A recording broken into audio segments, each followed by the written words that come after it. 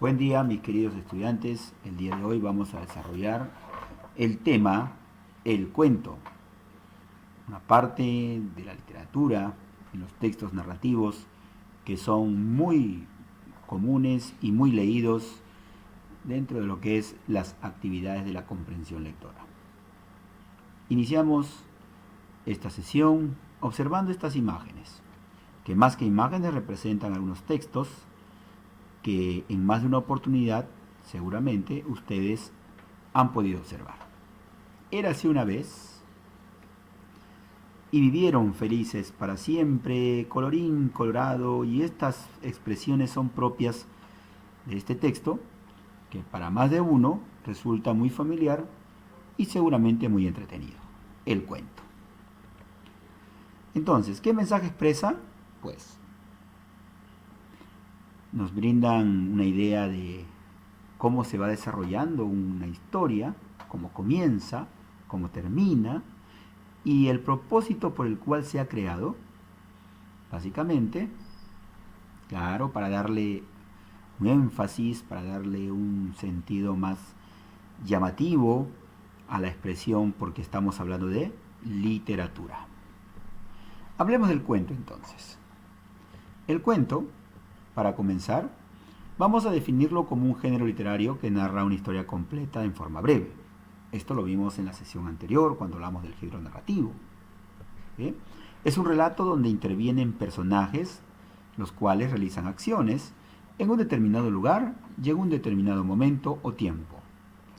Aquí tenemos algunas referencias de las diferentes obras que representan este subgénero o especie narrativa llamado cuento, que el día de hoy estamos conociendo con mayor detalle.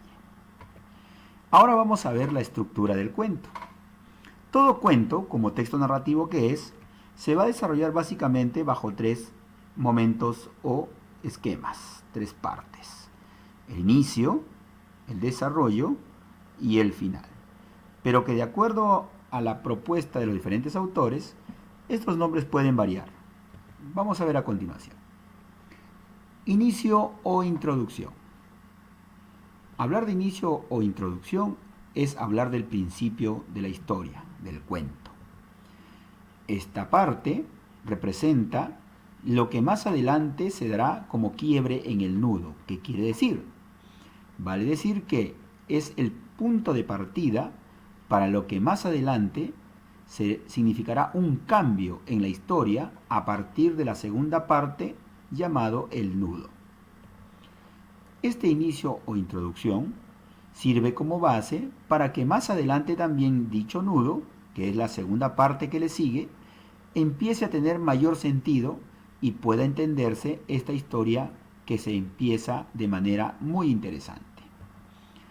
Todo inicio o introducción básicamente describe cuándo sucede la historia, época o tiempo, hace una presentación. También presenta dónde sucede la historia, en qué lugar o lugares. También presenta quién o quiénes son los protagonistas de esta historia. Y finalmente brinda una descripción de cómo son estos personajes que empiezan a desarrollarse en la historia que se está contando. El inicio o introducción, ¿ya?, en los cuentos suelen comenzar con expresiones como: había una vez, en un lugar muy lejano, érase una vez, hace mucho tiempo, y expresiones como estas, que son como fórmulas que se van dando en toda historia que empieza a contarse.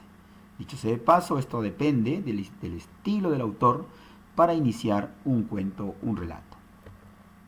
Veamos este ejemplo. Hace muchos años, en un pequeño reino, había un emperador tan aficionado a los trajes nuevos que gastaba todas sus rentas en vestir con la máxima elegancia. Un pequeño fragmento que representa el inicio de este cuento llamado El traje nuevo del emperador, de Hans Christian Andersen, ¿no? uno de los pioneros de la literatura infantil. Y aquí tenemos la imagen que representa esta historia del rey con el traje nuevo, ¿no?, que andaba desnudo porque creían de que su traje era fabuloso, ¿cierto? Lo engañaban al pobre rey.